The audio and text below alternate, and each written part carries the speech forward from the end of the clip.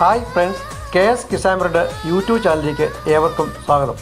ഇന്ന് ഞാൻ നിങ്ങൾക്ക് കാണിച്ചു തരാൻ പോകുന്നത് റാണിയെ കൂട്ടി നിലനിർത്തി എങ്ങനെ റാണിമുട്ട ഉണ്ടാക്കാം എന്നാണ്. അതിനായി നമുക്ക് ഒരു എക്സ്ട്രൂഡ് ഷീറ്റ് വേണം. ഇനിയും നമ്മൾ അടിത്തട്ടിൽ നിന്ന് 3 അടകൾ റാണിയെ നോക്കാതെ മോൾത്തട്ടി വെക്കുകയും അത് കെട്ടി വെക്കുകയും ചെയ്തു. 8ാമത്തെ ദിവസം നമ്മൾ പരിശോധിക്കുകയാണ് ചെയ്യുന്നത്.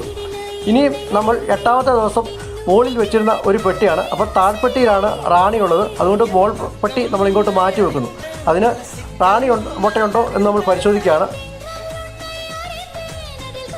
ഇപ്പോൾ അതിനകത്ത് ഒരു റാണിമുട്ട കാണാം. ഇങ്ങനെ വെക്കുന്ന പെട്ടികളിൽ അധികം റാണിമുട്ട ഇടാറില്ല. കാരണം നമ്മൾ സാധാരണ സെറ്റ് തിരിച്ച് വെക്കുമ്പോൾ ഒരുപാട് റാണിമുട്ട ഉണ്ടായെങ്കിലും ഇതിനകത്ത് അധികം റാണിമുട്ടകൾ ഉണ്ടാകത്തില്ല. കാരണം ഈ റാണിമുട്ടകൾ നല്ല റാണിമുട്ടകളാണ്.